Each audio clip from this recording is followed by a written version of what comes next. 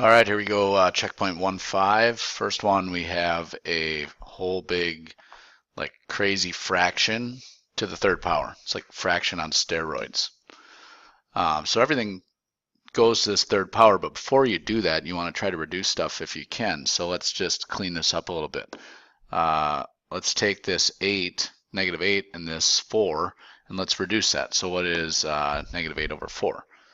That's negative 2. So essentially we have negative 2 there. This negative exponent x to the negative fifth in the denominator is going to be moved up to the numerator. And when I do that, it becomes x to the positive 5. Okay, so in the numerator then I'm going to have x squared and x to the fifth. And then I'm going to move that y to the negative third in the denominator. And that's going to become a positive. So now in my denominator, I'm going to have y to the 10th, y to the third. Okay, and then of course that all is still to the third power. So make sure you're going slow, you're being neat, you're not forgetting about stuff. There's a lot of things going on here. Now I can take these two x's and I can combine those, and I can take these two y's and I can combine those using the product property. So let's go ahead and do that. Let's clean that up. Let's take everything to the third power here. And let's finish this one up. So third power, remember that goes to everything. So that's going to go to the negative 2. So negative 2 to the third power is negative 8. Okay. X squared times x to the fifth. Well, really that's the same as x to the 7th, right? And so x to the 7th to the third power, power to a power, you multiply. It's x to the 21st over, in the denominator, I really had y to the 10th times y to the third is y to the 13th. But y to the 13th to the third power is y to the 39. Okay, so negative 8x to the 21st, y to the 39. Number 2, we're multiplying two expressions with exponents. And we have a little power to a power in here as well. So 4 to the 4th power is going to go to all three of these things. A lot of people forget that 2 has its own little exponent, 1, and so you got to take that 2 to the 4th power there. Okay, so 2 to the 4th power is 16. X to the 5th to the 4th power is x to the 20. Y to the 4th to the 4th power is y to the 16th. All right, and so I took care of that 4th power, and now I'm still multiplying that by 3x to the 7th, y to the 2nd. So to do that, I go ahead and I take the coefficients, multiply those together. That's going to give me 48. I multiply the x's together. X to the 20th times x to the 7th is x to the 27th. I add, and y to the 18th right there. Add those puppies up. Bada bing. Okay. Number 3 is tricky because you have to get the radicals to match in order to add them. Okay, it's kind of like terms. The way I was working with a bunch of students was this is like, you know, if you want to add 2x plus 4y, can you do that? No, you can't do that. Why not? Well, because the x and y aren't the same variable part. Same deal here. I can't add these two radicals. They don't have the same radical part. So I want to try to get them to match. This is a little happy math book problem because it works out nice and neat. So square root of 48, that has a perfect square in it. Let's rewrite that a little bit. 2 times the square root of 16 times the square root of 3. All right, and square root of 75, that has a perfect square in it. Let's rewrite that. 4 times the square root of 25 times the square root of 3. Whoa, whoa, oh yeah, look what I got here. Common square root 3's. All right, let's clean it all up and let's see if we can't add these two together. All right, so 2 root 16 root 3. Well, root 16, that's just the same as 4, right? And a lot of people forget that we're multiplying here. So it's like 2 times 4. I'm not adding them. So it's not 6. It's going to be 2 times 4, which is 8 root 3. Plus 4 times square root of 25. Square root of 25, what's that?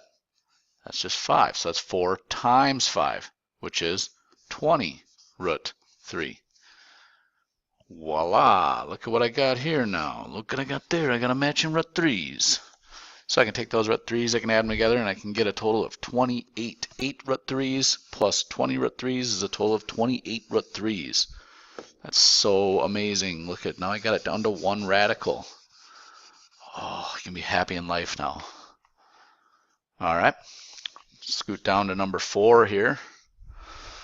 Number 4, we just have 2x to the negative third to the 4th power. Now, there's a little bit of a trap here.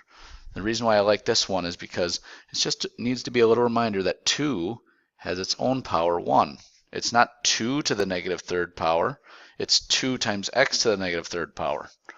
So this 4 goes to the 1, well, to the 2 to the 1, and then it also goes to the x to the negative third. So what I have here is 2 to the 1 times 4, 2 to the 4th, times x to the, what's negative 3 times 4? Negative 12. Okay, is it okay to write negative exponents in your answers? Class, is it okay? No, it's not okay. All right, 2 to the 4th is 16 over, what do I do if it's a negative power then? Well, I write the reciprocal of it, or I move it to the denominator and make it positive. There you go, 16x to the negative 12th. All right, number 5. Can't have radicals in the denominator. It's probably something you noticed. Some of you were probably thinking, oh, I'm going to do this because that's what my teacher told me to do. Square root 21 over square root 21. I saw a lot of you do this on your paper. That's fine. You can do that. You're going to get a big honking number, which I told you about. You don't really want big honking numbers if you can avoid it. So let's try to avoid that and try to do it a little different way if we can. And I notice, hopefully you notice too, that 14 and 21 have a common factor of 7. You're right, 7. Good job. So let's rewrite this.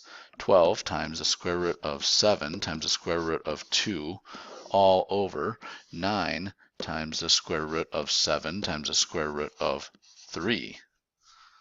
Okay, and then we can do a little reducing here because these are all factors. So 12 and 9 both have a common factor of 3, so that's going to be a 4 and that's going to be a 3. Root 7 and root 7 are common factors. We can just get rid of those altogether. So now we can go ahead and rewrite this a little bit. Let's go 4 root 2 over 3 root 3. Okay, so we just cleaned it up now.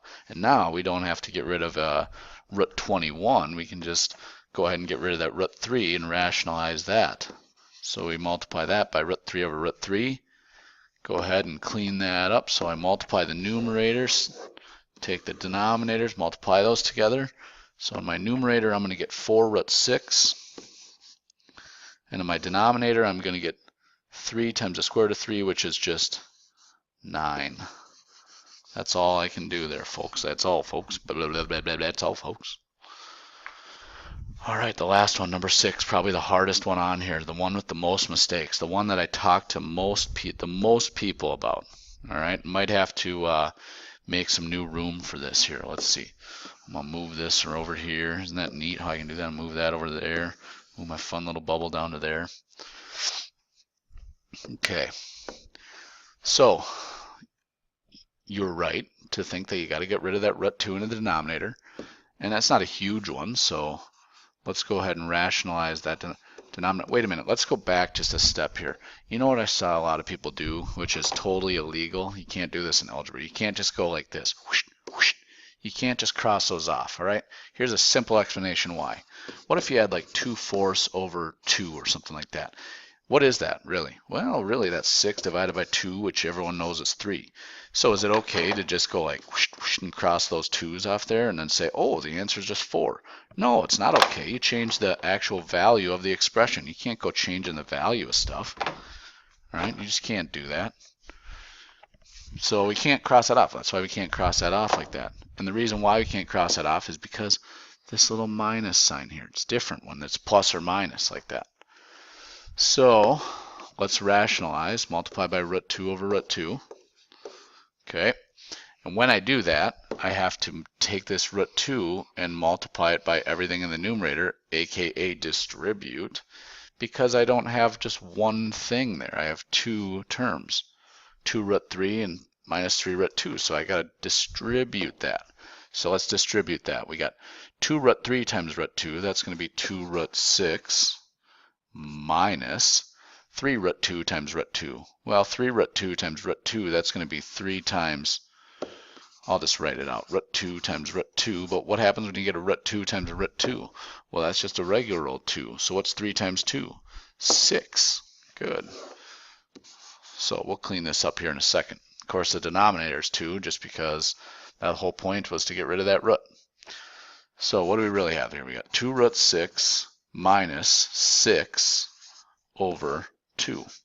All right, we're really close. We're really close. You just have to be careful when we simplify this, because you can't just go crossing off 2's or 6's and 2's because of this minus right here. That minus is preventing us from just crossing stuff off. So we have to factor out a 2.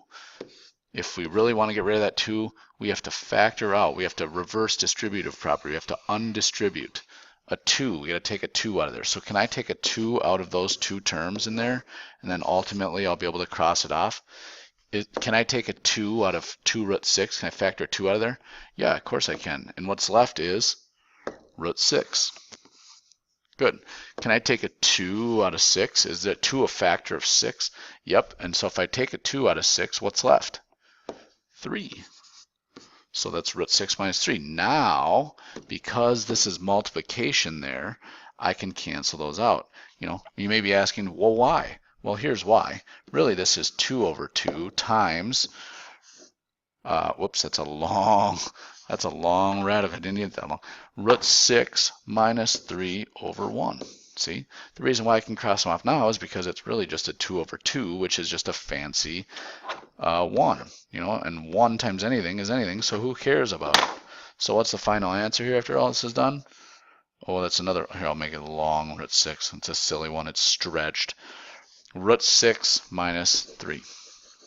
Okay, super tricky. There's a lot of little tricky stuff in there, but hopefully this helped. If you watched this video, that means that you cared about doing a good job. So good job. See you later.